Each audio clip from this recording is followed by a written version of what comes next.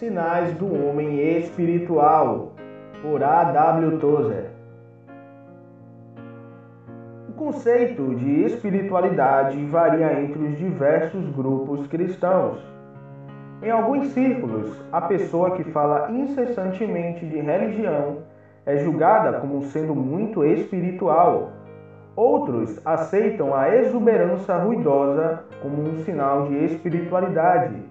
E em algumas igrejas, o homem que ora em primeiro lugar, por mais tempo e mais alto, consegue uma reputação de ser o mais espiritual na assembleia.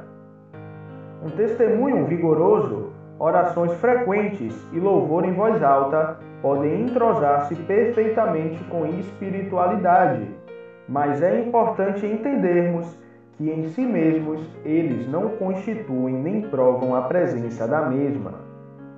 A verdadeira espiritualidade manifesta-se em certos desejos dominantes. Eles são desejos sempre presentes, fixos, suficientemente poderosos para dominar e controlar a vida da pessoa. Para facilitar, vou mencioná-los, embora não me esforce para decidir sua ordem de importância. Primeiro, o desejo de ser santo em lugar de feliz. A busca da felicidade, tão difundida entre os cristãos que professam uma santidade superior, é prova suficiente de que tal santidade não se acha presente. O homem verdadeiramente espiritual sabe que Deus dará abundância de alegria no momento em que possamos recebê-la sem prejudicar nossa alma, mas não exige obtê-la imediatamente. John Wesley falou a respeito de uma das primeiras sociedades metodistas, da qual duvidaram terem seus membros sido aperfeiçoados em amor, pois iam à igreja para apreciar a religião, em lugar de aprender como tornar-se santos.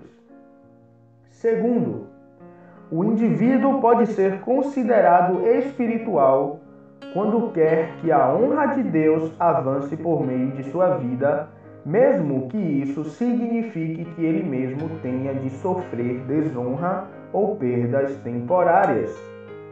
Um homem assim ora: santificado seja o teu nome, e acrescenta baixinho: qualquer seja o custo para mim, Senhor. Ele vive para honrar a Deus através de uma espécie de reflexo espiritual. Cada escolha envolvendo a glória de Deus, para ele já está feita antes de apresentar-se. Não é necessário que debata o assunto em seu íntimo, pois nada há a discutir. A glória de Deus é necessária para ele. Ele a aspira, como alguém sufocando-se aspira o ar. Terceiro, o homem espiritual quer carregar a sua cruz. Muitos cristãos aceitam a adversidade ou a tribulação como um suspiro e as chamam de sua cruz, esquecendo-se de que tais coisas podem acontecer tanto a santos como a pecadores. A cruz é aquela adversidade extra que surge como resultado de nossa obediência a Cristo. Essa cruz não é forçada sobre nós. Nós voluntariamente a tomamos com pleno conhecimento das consequências. Nós decidimos obedecer a Cristo e, fazendo essa escolha, decidimos carregar a cruz. Carregar a cruz significa ligar-se à pessoa de Cristo, ser fiel à soberania de Cristo e obediente aos mandamentos. O indivíduo espiritual é aquele que manifesta essas características. Quarto, o cristão espiritual é também aquele que tudo observa sob o ponto de vista de Deus. A capacidade de pesar tudo na balança divina e dar-lhes o mesmo valor dado por Deus é o sinal de uma vida cheia do Espírito. Deus olha para tudo e através de tudo ao mesmo tempo. Seu olhar não repousa sobre a superfície, mas penetra até o verdadeiro significado das coisas. O cristão carnal olha para um objeto ou uma situação, mas pelo fato de não ver através dela, fica entusiasmado ou deprimido pelo que vê. O homem espiritual tem capacidade para ver através das coisas como Deus vê e pensar nelas como ele pensa.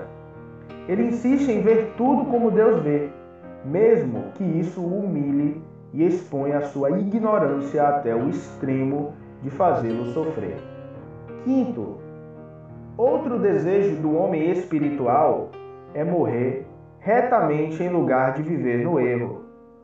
Um sinal seguro do homem de Deus amadurecido é de sua despreocupação com a vida. O cristão terreno, consciente do corpo, olha para a morte com terror no coração, mas à medida que continua vivendo no espírito, torna-se cada vez mais indiferente ao número de anos que vai viver aqui embaixo. E ao mesmo tempo, cuida cada vez mais do modo como vive enquanto está aqui. Não irá comprar alguns dias extras de vida ao custo da transigência ou fracasso.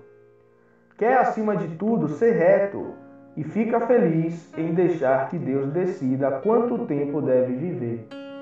Ele sabe que pode morrer agora que está em Cristo, mas sabe que não pode agir erradamente.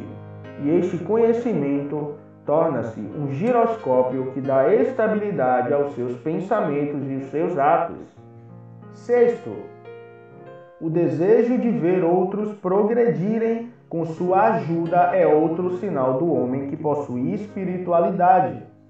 Ele quer ver outros cristãos acima de si e fica feliz quando estes são promovidos e ele negligenciado. Não existe inveja em seu coração.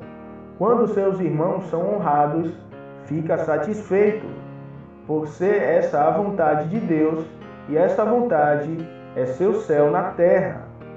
O que é agradável a Deus lhe dá também prazer, e se for do agrado de Deus exaltar outrem acima dele, satisfaz-se com isso. Sétimo, o homem espiritual faz no geral juízos eternos e não temporais. Pela fé, supera o poder de atração da terra e o fluxo do tempo e aprende a pensar e sentir como alguém que já deixou o mundo e foi juntar-se à imensa companhia dos anjos e à assembleia e igreja dos primogênitos arrolados nos céus. Um homem assim preferiria ser útil e não famoso, servir em lugar de ser servido. Tudo isso se realiza pela operação do Espírito Santo que nele habita. Homem algum pode ser espiritual por si mesmo. Apenas o Espírito da liberdade pode tornar o homem espiritual.